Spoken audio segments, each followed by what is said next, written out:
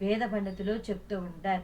అలాగే గోవు నాసిక భాగంలో సుబ్రహ్మణ్య స్వామి ఉండటం వల్ల నాసికను పూజిస్తే సంతాన నష్టం ఉండదని, ఆవు చెవి వద్ద అశ్విని దేవతలు కొలువై ఉంటారని వారు చెప్తారు. అందువల్ల చెవిని పూజిస్తే సమస్త రోగాల నుంచి విముక్తి కలుగుతుందట.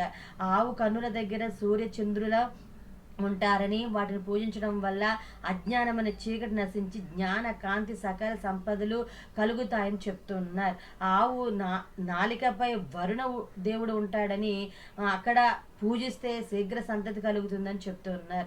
అదేవిధంగా ఆవు సంకరంలో ఉన్న సరస్వతీదేవిని పూజిస్తే విద్యా ప్రాప్తి, ఆవు చెక్కెడలో కుడి వైపున యముడు, ఎడమ వైపున ధర్మదేవతలు ఉంటారని ప్రగాఢ విశ్వాసం. కనుక వాటిని పూజిస్తే యమబాధలు ఉండవని, పుణ్యలోక ప్రాప్తి కలుగుతుందని చెప్తారు. ఆవు పెదవుల్లో ప్రాతః సంధ్యాది దేవతలు ఉంటారట. వాటిని పూజిస్తే పాపాలు నశిస్తాయని